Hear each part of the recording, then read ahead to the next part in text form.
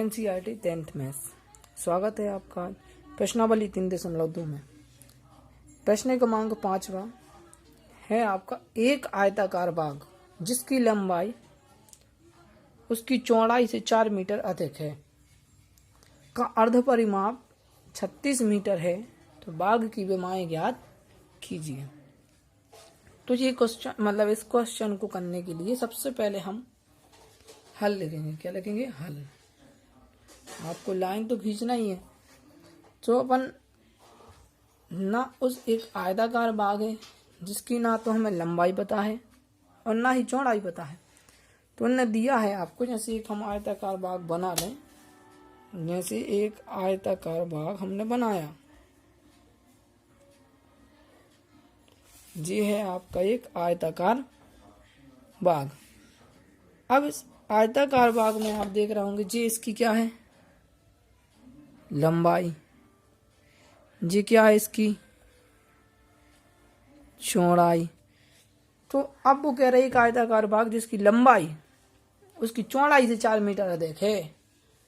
तो यदि हमें चौड़ाई पता हो तो लंबाई हम निकाल लेंगे। तो मान लो हमने मान लिया कि चौड़ाई इसकी कितनी है? x metre. तो लंबाई कितनी हो जाएगी? x धन 4 मीटर। कितनी हो जाएगी? x धन 4 मीटर। और जिसका अर्ध परिमाप आपको दिया है, अर्ध परिमाप कितना दिया है? 36 मीटर। तो हम इधर सबसे पहले लिखेंगे माना कि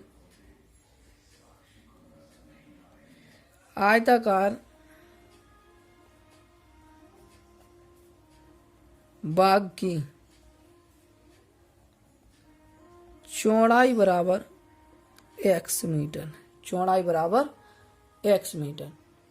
तो चौड़ाई निकाल आई तो अपन लंबाई तुरंत निकाल सकते हैं। कितनी हो जाएगी? x धन 4 मीटर।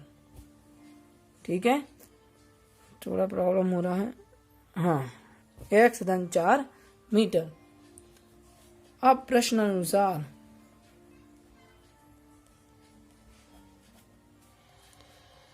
आयताकार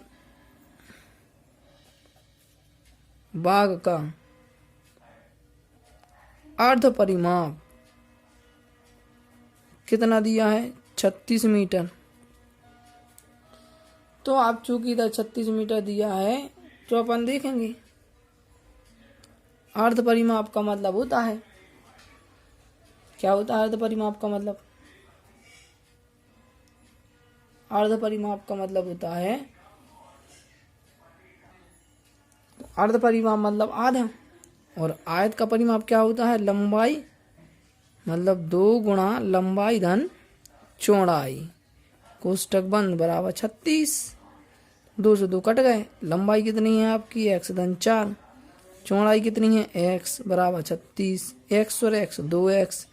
36 धन 4 धन के 4 इस साइड जाकर ऋण के 4। 2x बराबर 36 में से आप 4 घटाओगे तो कितने बचेंगे? 32। तो x बराबर आ जाएगा 32/2। 2 एकम 2, 2 छिंग 12। x बराबर कितना आ गया आपका? 16। x बराबर आ गया कितना? 16। अब हम कह सकते हैं अतः आयताकार बाग की चौड़ाई बराबर x मतलब 16 मीटर और लंबाई कितनी हो जाएगी आपकी? x धन 4 मतलब 16 धन 4, 16 और 4 20 मीटर, है ना। तो इस प्रकार निकाल ली। लेकिन हम अपन ने इस प्रकार आयताकार बाग की दोनों विमाएं ज्ञात कर ली। लेकिन इस क्वेश्चन को करने की कई विधियां हो सकती हैं। हमें पढ़ना था चूंकि इसको 2 चरों वाले रैखिक समीकरण से, और हमने इसको हल कर दिया किससे? 1 चर वाले रैखिक समीकरण से। तो इसको हम 2 चरों वाले रैखिक समीकरण से भी हल कर सकते हैं। लेकिन जब हम आपको ग्राफ बनवाएंगे तो साथ में हम उसके ग्राफ के साथ इस क्वेश्चन को आगे करा देंगे। तो अभी इसका आंसर ये सही है। उससे भी आंसर यही आएगा 16 और 20। इससे भी आंसर यही आ गया। अब छठवां क्वेश्चन है प्रश्न क्रमांक 6। एक रैखिक समीकरण 2x धन 3y ऋण 8 बराबर 0 दी गई है। दो चरों में एक ऐसा रैखिक समीकरण लिखिए ताकि प्राप्त युग्म का ज्यामितीय निरूपण जैसा कि रेखाएं प्रतिच्छेदी रेखाएं हों, समांतर रेखाएं हों और समपाती रेखाएं हों। तो हमें समीकरण दिया है 2x धन 3y ऋण 8 बराबर 0।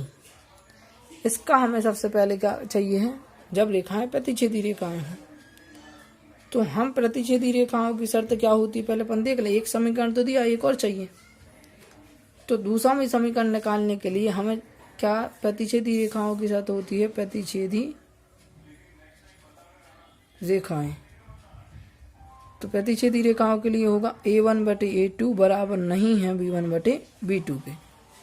तो दूसरा समीकरण निकालने के लिए हम 2 का वर्ग कर देंगे तो कितना हो जाएगा 4, लेकिन हम 3 ज्यों को त्यों लिखेंगे 3y ऋण 8 बराबर 0। हमने क्या किया, 2 का वर्ग किया तो 4, 3 हमने ज्यों के त्यों लिखे ऋण 8 बराबर 0। अब आप इधर इसको चेक कर लो, जो समीकरण नंबर 1 और जो समीकरण नंबर 2, 2 एकम 2 2 दूनी 4, लेकिन 3 एकम 3 3 एकम 3 तो 1 बचेगा। तो हम कह सकते हैं a1/a2 बराबर नहीं b1/b2। अब इसी का हमें निकालना है 2x धन 3y ऋण 8 बराबर 0 में समीकरण नंबर 2 मतलब 1। अब इसका हमें निकालना है रेखाएं कैसी हूँ, समांतर। और जब रेखाएं समांतर होंगी तो क्या होगा इधर कि a1/a2 बराबर b1/b2 बराबर नहीं है c1/c2 के। तो a1/a2 इसका मतलब है 2 का वर्ग 4, 3 का वर्ग 9 ऋण 8 ज्यों के त्यों बराबर 0। जी बन गया इसका समीकरण नंबर 2। इसी प्रकार तीसरा निकालना है कि 2x धन 3y ऋण 8 बराबर 0 समीकरण नंबर 1। निरूपित रेखाएं समपाती हों। समपाती होंगी कब, जब a1/a2 बराबर b1/b2 बराबर c1/c2। तो 2 का वर्ग 4, 3 का वर्ग 9, 8 8 64 बराबर 0 समीकरण नंबर 2। निरूपित रेखाएं समपाती होंगी। तो आज हमने प्रश्नावली 3.2 के प्रश्न क्रमांक 6 तक क्वेश्चन हल कर लिए हैं। इसके बाद हम अगली प्रश्नावली में देखेंगे और आप इस प्रकार आगे लगातार देखते रहें, जिससे आपकी तैयारी रेगुलर होती रहे और आप बिल्कुल भी टेंशन न लें। आप यदि धीरे धीरे पढ़ोगे तो आपको एक समय बाद गणित अच्छे से आने लगती है और मैथ 10th में से ही आगे आने वाली सभी गणित का सार बहाल है। तो धन्यवाद, आप इसी तरह देखते रहें।